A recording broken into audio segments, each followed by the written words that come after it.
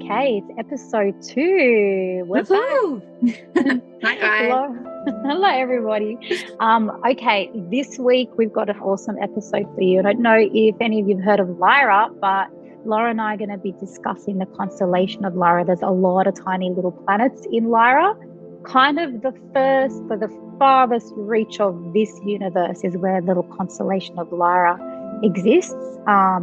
And there's a few, planets you may or may not have heard of. There's Avion, however you want to pronounce it. But Avalon is very important because, Laura, you know a lot about this, the Avalon template of consciousness that we're trying to recreate here on planet Earth at the moment. And that's, playing out in our consciousness now in Earth. And I think, for me, and I think we spoke about this a few weeks ago, I feel like Earth is the comeback planet for all Lyrans that were in the reptilian war and saw their planets being destroyed and destructed by the reptilians. Because Earth is very similar to Avalon in vegetation, in topography, that sort of thing, and there's a lushness of resources here, and it would be the most similar planet to Avalon.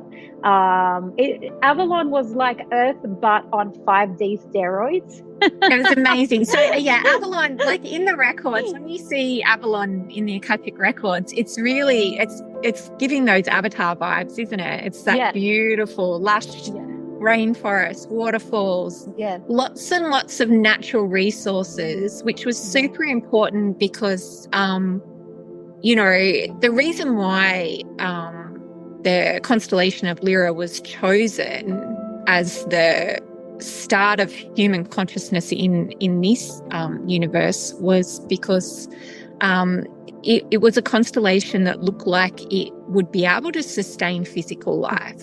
So we've got, the Elohim decided to come into our universe and basically put consciousness into physical form, which happened over, I don't even know how many years it would have happened over, but it wasn't a situation, I don't think, where consciousness went straight into a physical form. And I believe, like my understanding is, the first physical form on Lyra were the felines, the Lyran felines. They're the most ancient, right? Yeah.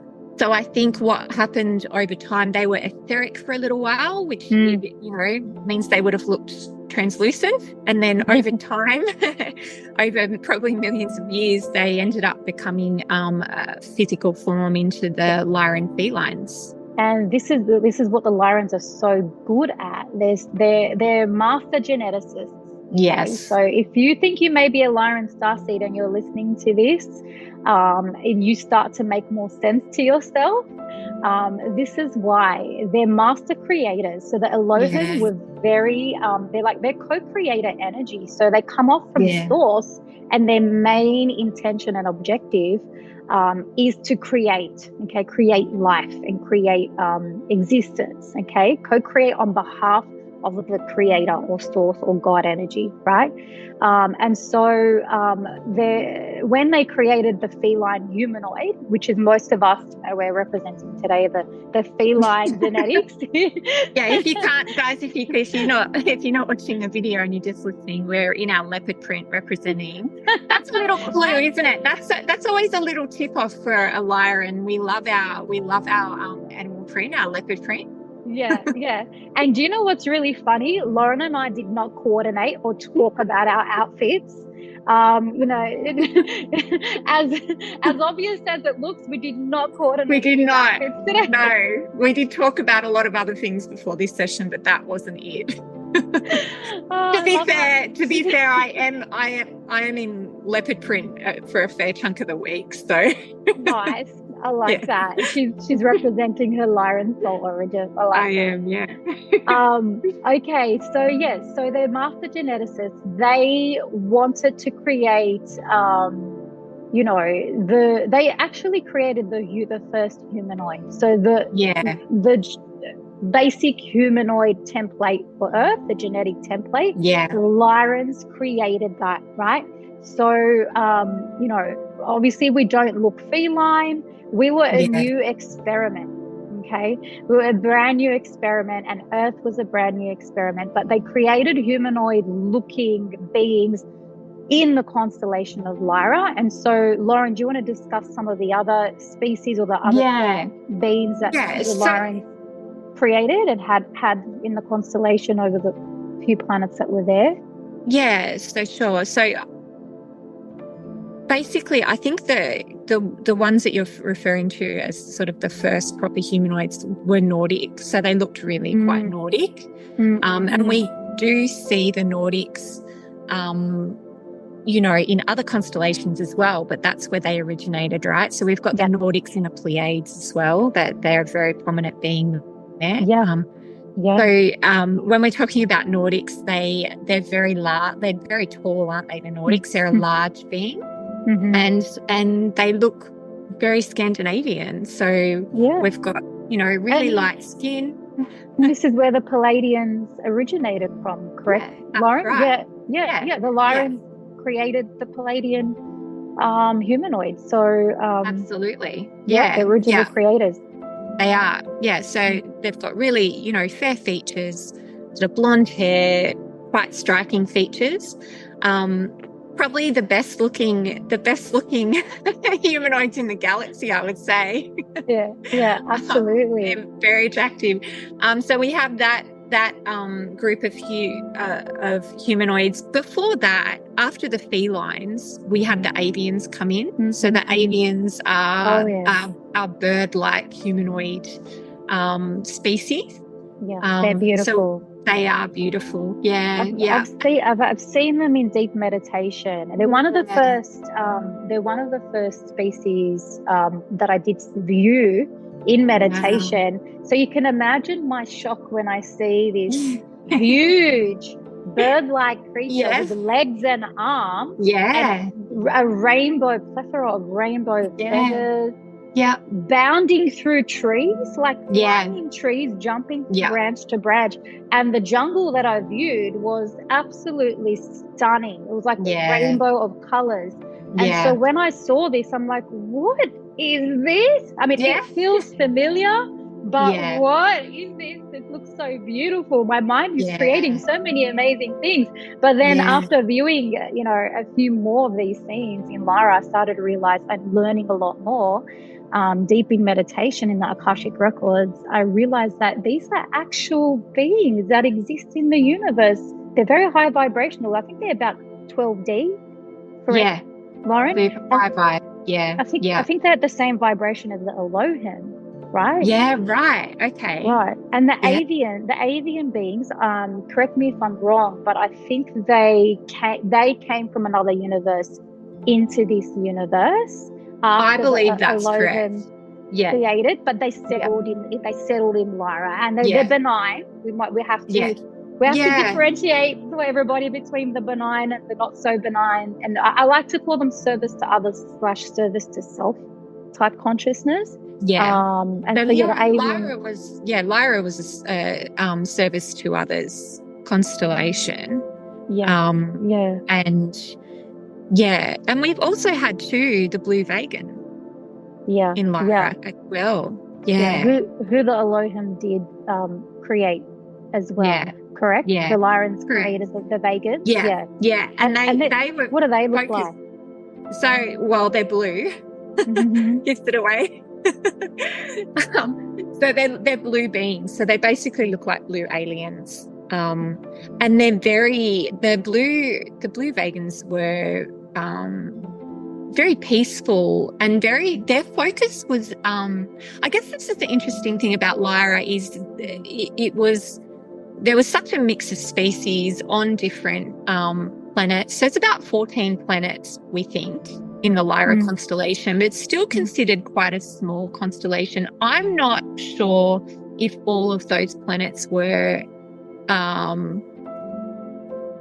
inhabited by species. I'm not sure of that. Well, we don't know enough. We don't know enough. Yeah. The only species I know myself and other Akashic readers have seen in the records are the avians, the feline Lyrans, the humanoid Lyrans, and the vegans, the blue vegans. So the interesting thing about the blue skinned vegans, and they're humanoid as well, they're very warrior looking, like it's kind of similar to the avatar look, but more similar to the deities in the Vedic text.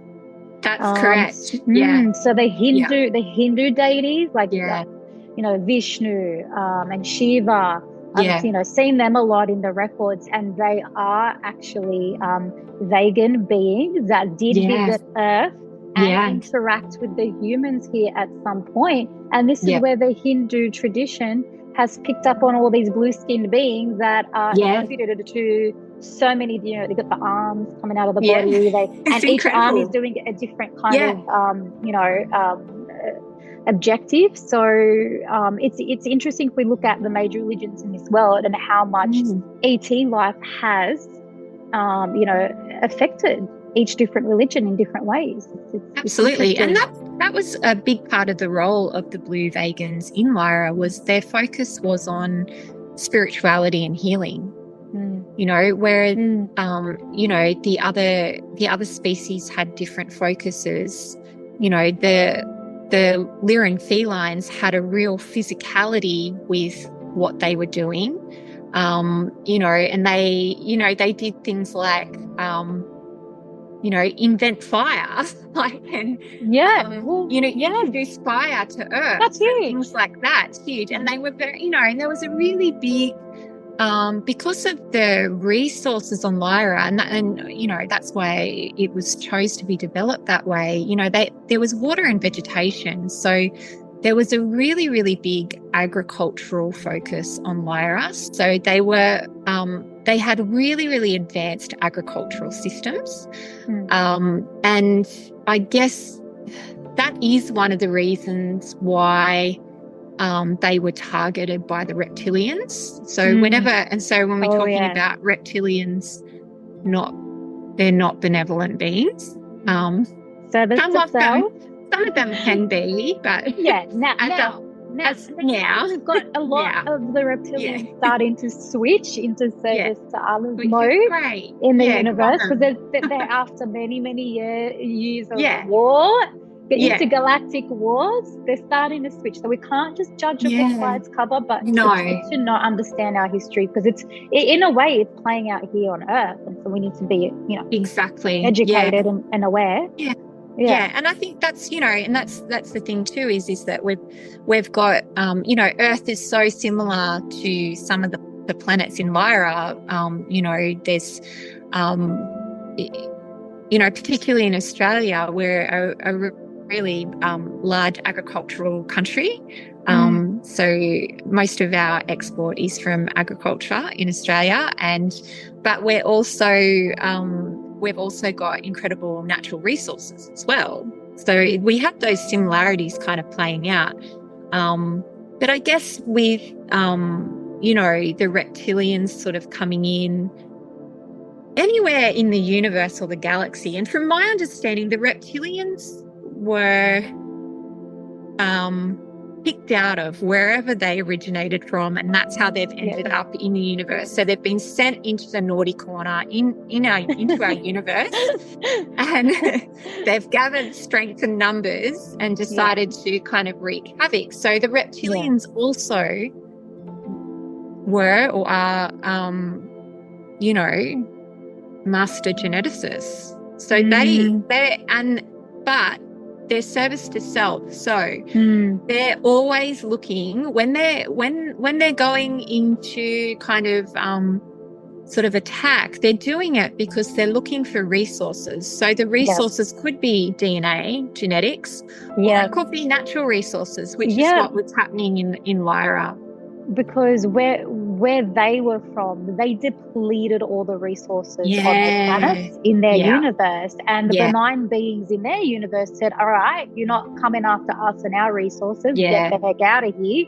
And them being more advanced than the beings in our universe at that stage had the power to get rid of them through the portal. And so they entered into our universe looking for a place or places, planets to stay, and to ones that were lush in resources so they could do it all again. And unfortunately, the constellation of Lyra was the first constellation they entered through into this universe, because I believe there is a portal there from this universe, like a Stargate portal from this universe to the next. So they came in through there, and I have very, very vivid memories of what happened, because I haven't told a lot of people this, so it's out of the bag now. Everyone keeps asking me, tell us your story, tell us your story. You got to do it, Susie. I got to do it. Brilliant story. It's a big story.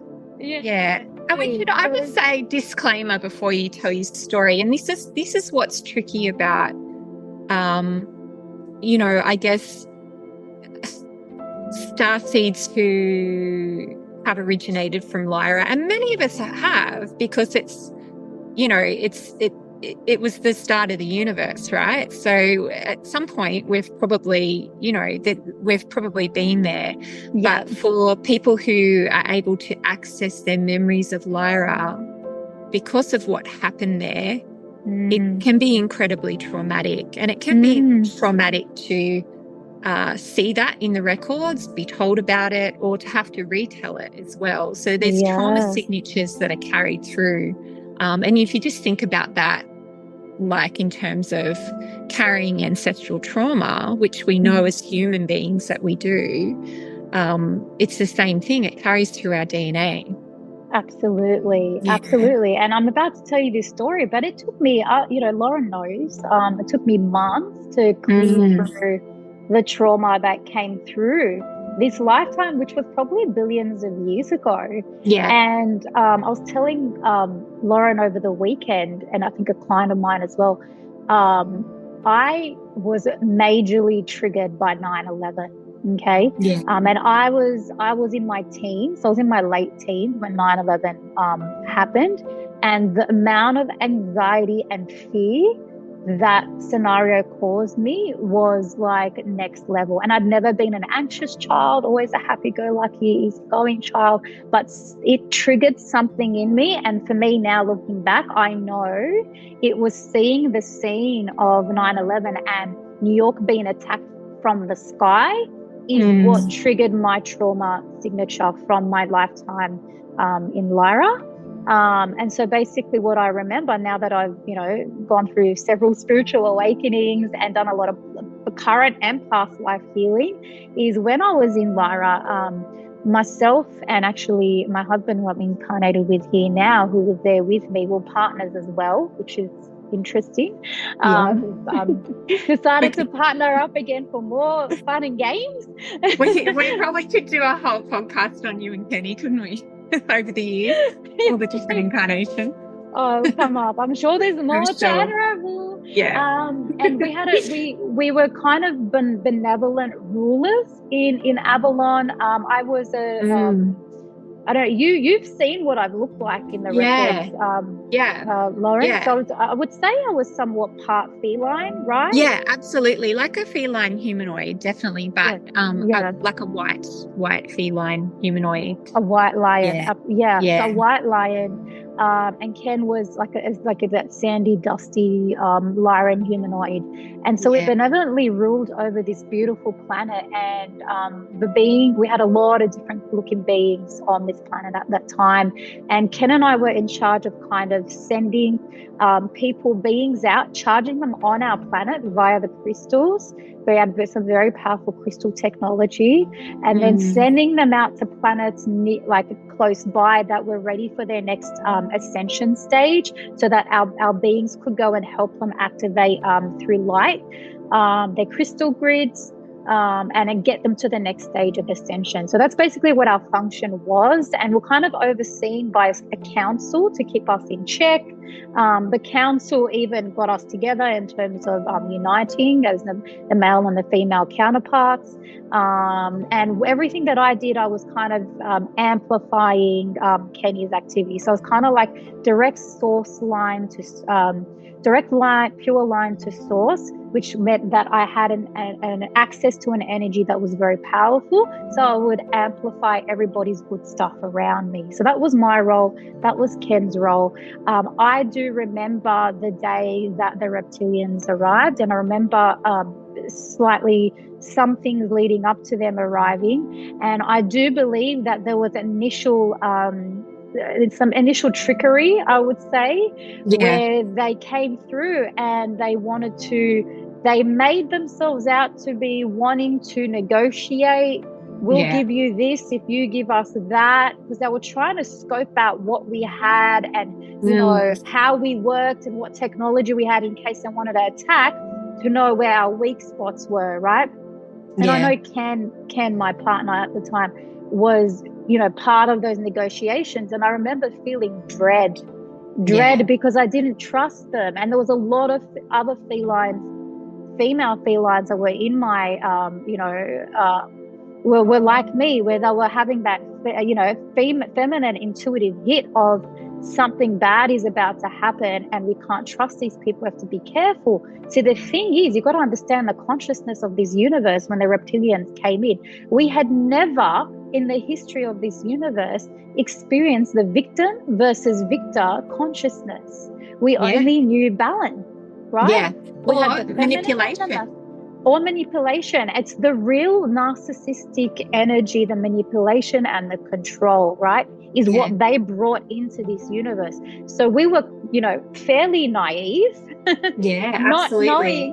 Not knowing that a victim could exist, the victim consciousness could exist, and the narcissism and the manipulation and the control. We weren't used to that, okay? And so we were, of course, open to negotiate.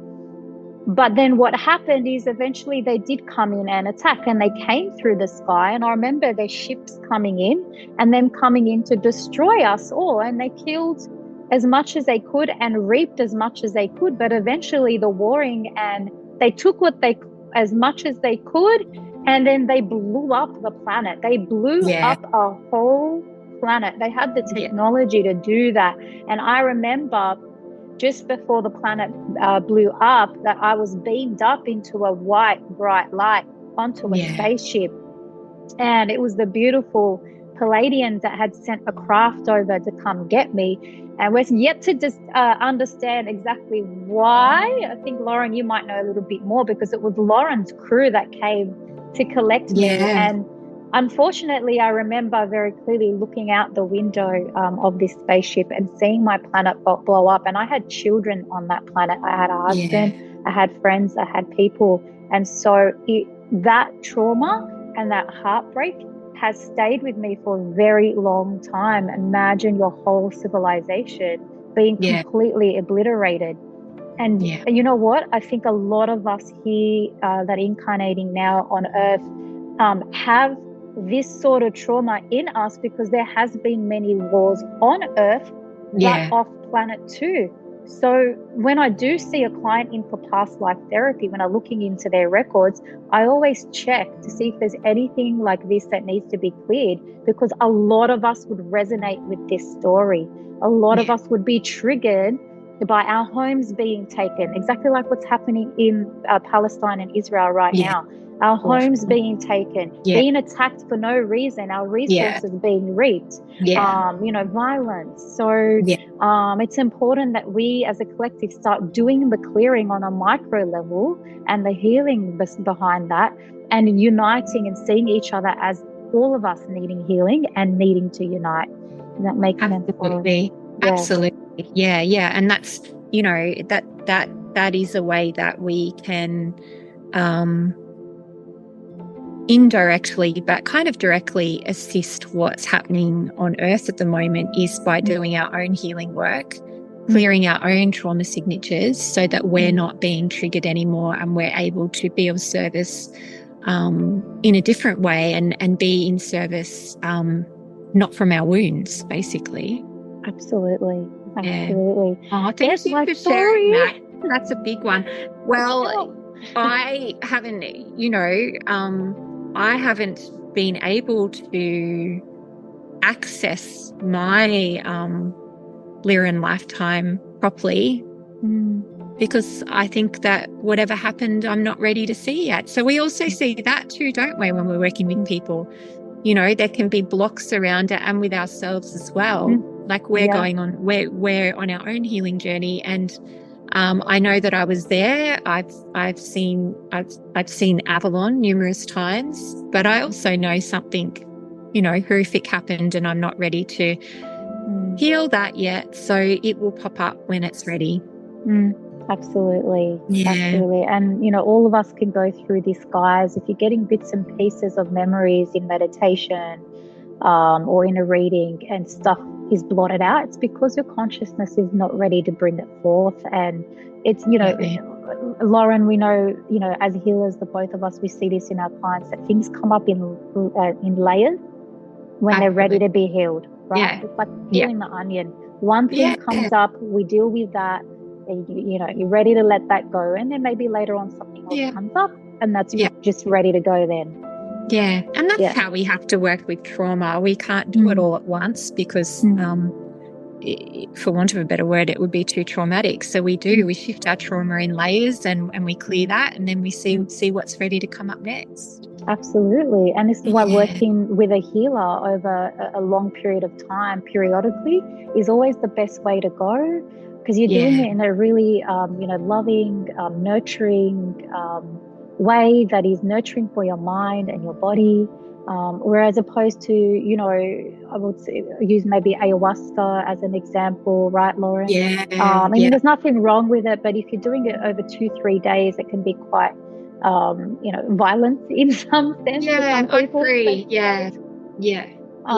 And it comes up a lot, will come up quite quickly, and you really have to do those things with people who are, know what they're doing and how much to administer and all of that sort of thing. Definitely.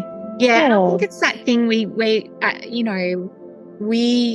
living in a world at the moment where we want everything quickly, like with our advancement in technology, like you can Google the answers to everything. And you and I are from a generation where we've lived part of our life without that technology. So I'm giving away our age now, but like we've had totally. We've had part of our life where we haven't, and now we're living in this world where everything happens so quickly. So people want that with their healing as well. And that it can be quite dangerous. I'm definitely someone who likes to take a softer, gentle approach. I do not want my clients leaving feeling like they're going to go home and be in the fetal position, because we've got to function as human beings as well. People have got to go home and feed their kids and get ready for work. And so I think that's a really important, the healing journey is long, and at times it can be tedious, and at times it's magnificent.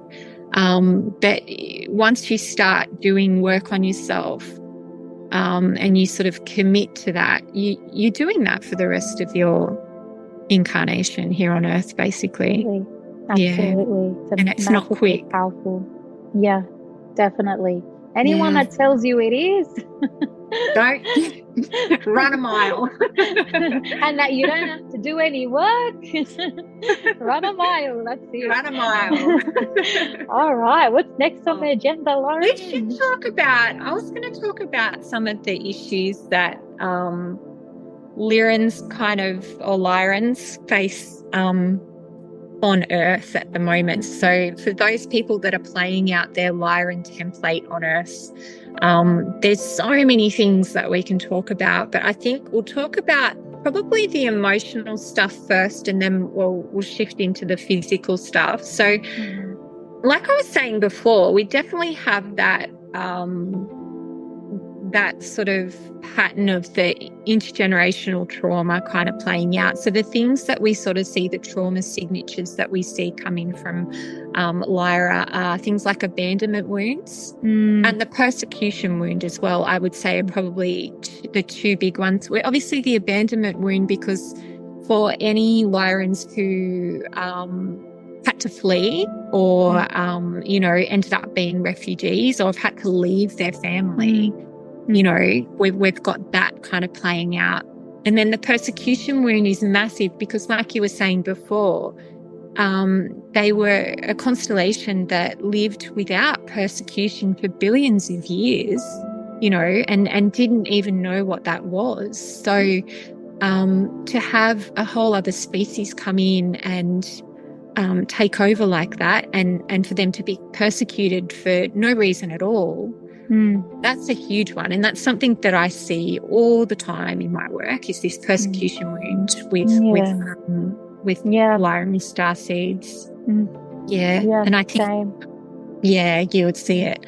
I think the other things that we kind of have happening, and this is so common, is that feeling of homesickness. And I know I definitely, until I found out that I had Lyran heritage, I was somebody who had felt homesick my whole life, right? And this isn't just for Lyrans. Like, a lot of starseeds feel like this. They feel really, really homesick. And it's a really odd sensation because, you know, you can in some sense feel like you belong here, but there's a yearning for somewhere else and you don't necessarily know where that is. And particularly for Lyrans, the homesickness is amplified because their planets have been blown up and destroyed, right? So they're not there anymore. Like, so they can't go back. Right? So we have that playing out. And also, I guess it's that sense of feeling like you don't belong, like that feeling of not belonging or kind of not fitting in or not knowing where you fit. Again, because we've got, you know, a whole constellation that's been destroyed, basically. And then I think if we look at sort of maybe some of the physical things that we sort of see happening,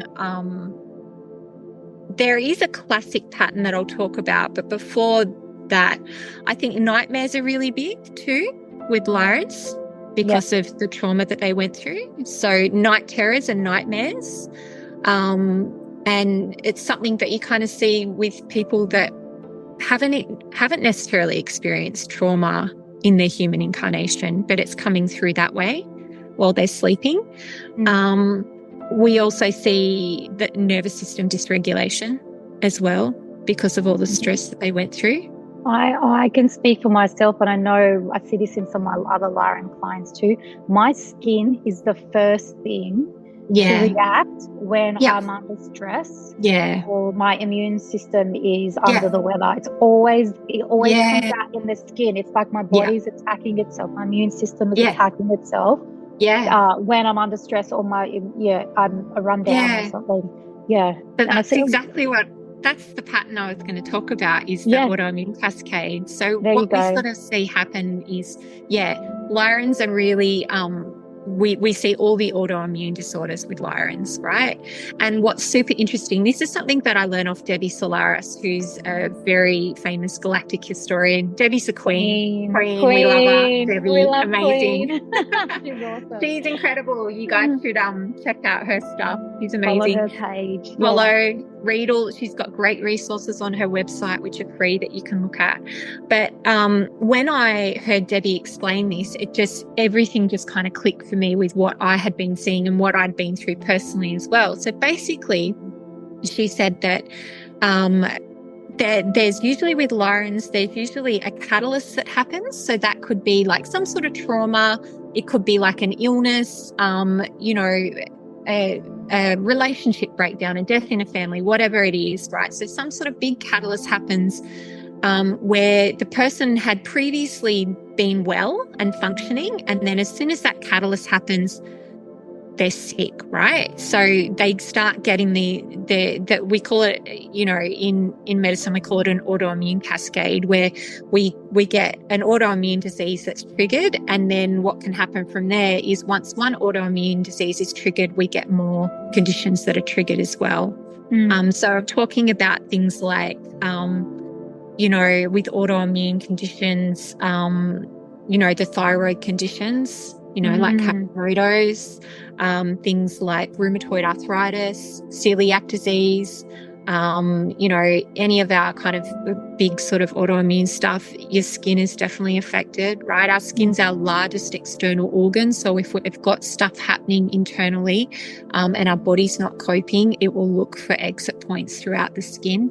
So it is really common. So basically, Debbie was saying Lyrans are fine 1 minute, and then the next minute they're not, and then they're really, really sick. And that was definitely my experience.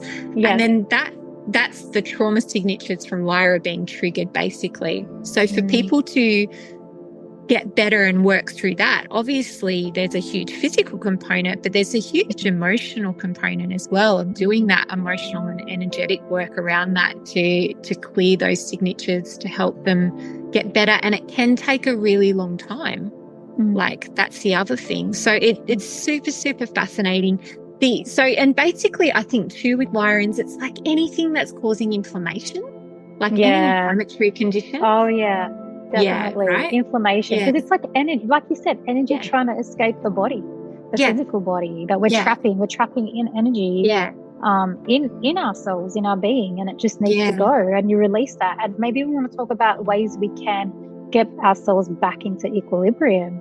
There's so many different, techniques and modalities that you can use if you feel like this is you and you're going through a very stressful period. You need, what I say to my clients is, we need to create you an energy toolbox that's specific to you. So many different things many different things that we can use to get ourselves back into that we don't really learn at school. We don't really learn at uni. We all need an energy toolbox. And what I think I love about the idea of an energy toolbox is, you can have a few different things in there that you can kind of try and play around with, and different things will resonate and suit different people. So I think too, when you're really sort of struggling, pick the things that resonate with you the most, that you're more likely to stick to, right? So true. So different things that you can do I guess if we're looking at nervous system regulation, breath work would be the number one. Basically, it's the quickest way to bring your nervous system back into balance. So you can do like any breath work technique where you've got an exhale longer than the inhale is really, really quick and effective. So like a 4-7-8 breath. Or even, so you're in for 4, hold for 7, out for 8, or like a box breath. So you do 4 seconds around a square. So you're in for 4, hold for 4, out for 4, hold for 4. So anywhere where there's holds in the breath are really, really good as well. So that's, if you can kind of practice that regularly, that will help bring your nervous system sort of back into balance. Yeah. Awesome. A really quick one that I give, I do with my kids, is grounding outside. So we go to the park with our shoes off and just run around and just absorb the energy from the earth, because it's so powerful. It's such a nurturing energy. It's life force energy. Yeah. That kind of gets us back. We were talking about this in terms of the sand and the beach as well. Really, really important. Walking barefoot on sand recharges everything. This is a new one. Yes, a new one. Lauren and I discovered a couple of weeks back through I just did a channeling of your higher self, didn't I? Your higher self really fun. Has so much wisdom. Like your higher self is my favorite being to connect with, because she's got such great healing advice for starseeds, right? Yeah. Healing advice for most people. But so Lauren's higher self told us about the effect of sand on the bare feet by the ocean. and the ions. She kept saying it's the ions. It's the ions that's going to help Loren. Because do you want to explain what you were feeling? Yeah, definitely. It was after the last, coming out of the big sort of eclipse season, and I've been doing some sessions in the system, and I was definitely going through a very big upgrade, just on all levels, but I was really, really feeling it physically. So I was experiencing quite a lot of fatigue, and just more fatigue than what I normally would. And it was going on for a little while, and I had a fair idea of what was happening, but I just got Susie to sort of check in just to see if there was anything that I could be doing to sort of help manage it. And obviously the first thing my higher self said was drink more water, guys, right? We all need to drink more water. Yeah. Unless you've got a medical condition that doesn't allow you to drink lots of water. As evolving starseeds, we need to be drinking way more water, like just double whatever you're drinking. The energy in the water. Like, I hope you're all drinking triple filtered water, by the way. I don't want to know. Yes. If you guys are drinking tap water still in this day and age, oh my goodness, don't come near me. No, no, definitely filtered water. But, like water's a conductor for energy, right? So it's a powerful transmuter of emotions that are stuck, or energy that is stuck in the body. Yeah. Yes, that was the first thing. And then the second thing was this thing about the sand, which was super, super interesting. And it's not something that consciously I had thought of. And so I've been doing that, and I feel a lot better. Yeah, amazing, incredible. And this was just over a couple of weeks as well. To feed your fatigue. And Loren, you're someone who's had chronic fatigue in the past, so this sort of thing is important for you to stay on top of. And the fact that you nipped it in the butt really quickly is incredible, with just a bit of slight adjustment to your schedule, because you're already walking outdoors, grounding every day. I just wasn't doing it on the right side of the fence. Your higher self was like showing me how you're walking along, like, and the beach is parallel, but it's on the other side of the fence. And she's like, tell her to go onto the sand, get off the grass, go onto the sand, by the beach, other side of the fence. How funny. It was so funny. But they're little things. They're little things that you can do. I just want to jump back to when we were talking about, because this is a super interesting one, and I'd like to hear your thoughts on this, Susie. Talking about sort of physical conditions that Lyrans suffer from.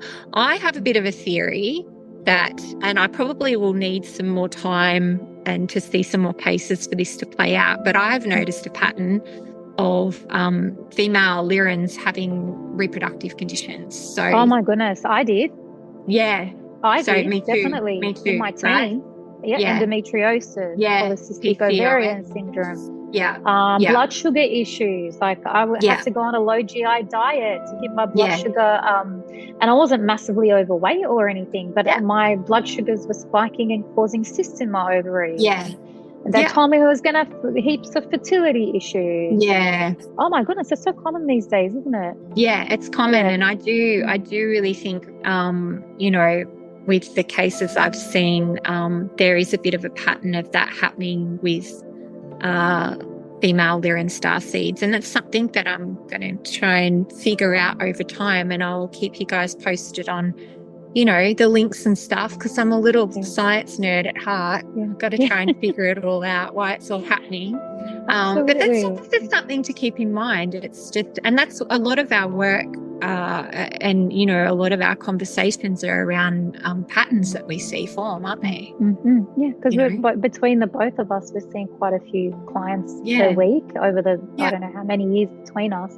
And we are noticing patterns, and it's good because then it helps us with the next person that comes along, and the next person, etc. And you and I are forever going, oh my goodness, guess what I saw this week?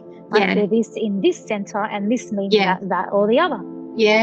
Lo and behold, a few days later, you find someone with the same problem and I know. discovered something new. I know. This is how we work.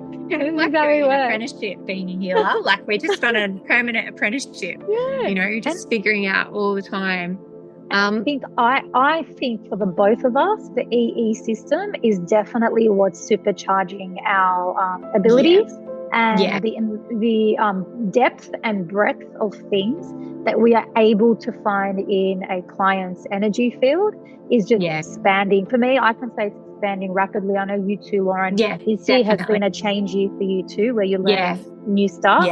And you think you've learnt it all, and then boom, in comes, for example, a month ago, someone with a spiritual reptilian tail stuck in their root chakra. We saw that, didn't we? Oh, guys. And I'm like, just on that note, when I see something I've never seen before, I stop what I'm doing when I'm doing a healing, and I say, all right, higher self, come in, higher self. What is this? And the higher self will tell me, this person's been marked for reptilian slavery through the ages, through the timeline. It's like a beacon so that they can pick up on his scent and use him for their deeds. And I'm like, right, so pull it out. Yep, let's go. Pull, done. Learn something new. I know. This stuff is happening. It is happening. That's wild, isn't it? That's wild. Being a healer is a wild job. It's definitely not for the faint-hearted. Some days I'm like, it's like the Wild West out there. It absolutely is. And look, if you're a healer and you don't have other healers around you to bounce off ideas, to share with, who are on your vibration, who have the same pure intentions as you, you need to find your people. And I guess, Loren, this is one of the reasons why Ken and I decided to create the Starseed Power Circles at the Sydney Energy Healing Hub. And they've been super, super popular. We're going to have to take it out of the centre and into a wall, you need a bigger space. We do need a bigger space because everybody's dying to get in and join the circles, the Starseed Power Circles. You get to meet other healers, you get to meet other practitioners that are doing other work. Starseeds. And other Starseeds, and they don't have to be healers, but they could be doing creative work, creative endeavors. I love that. I love meeting the ones that are doing different work to us. I get so excited by that. You know? It's really, really cool. Some of the projects that people are Starseeds are working on at the moment, they're gonna change the world. Building a new world. It's incredible, and it's super exciting. What a time to be alive. Absolutely, we're ready for the shift. We're here for the shift. We bought our popcorn. That's it. I've always got the popcorn going. Hey, should we talk about what we're going to speak about next week? Yeah, absolutely. What do we have in store, Loren? What do we decide we're going to do? We were going to do something else, but we've changed tack a little bit. We're going to look at starseed traits. Right. So different starseed personality traits, even physical traits. We might even look at different starseed traits from different constellations. I think that could be fun. I think I think a lot of people will be listening to this going, oh, what about the Syrians? Oh, what about the Nantuckans? So guys, next week, next podcast is the one to tune into if your starseed hasn't had a shout out yet and you want to try and kind of figure out which ones that you're playing out in this timeline. Because as Loren and I always say to our clients, we can have so many different starseed origins around the universe, because the universe is billions of years old and we've had timelines everywhere. So it's all what resonates to you indicates that yes, you probably had a lifetime in that constellation with that species, but whatever you were doing there, the objective, the purpose that you had is now playing out in this timeline on Earth. And so we need to gather the wisdom from that lifetime with that species and let it unfold naturally as you step into your power and your alignment here in this current present timeline on Earth, which is exciting. So exciting. I love that. It's beautiful. All right, guys, are we done? We're done, Skivvies? I think we're done. What a podcast. Awesome. Second podcast down. See you, everybody. We'll see you soon. Thanks for joining and thanks for listening. Bye.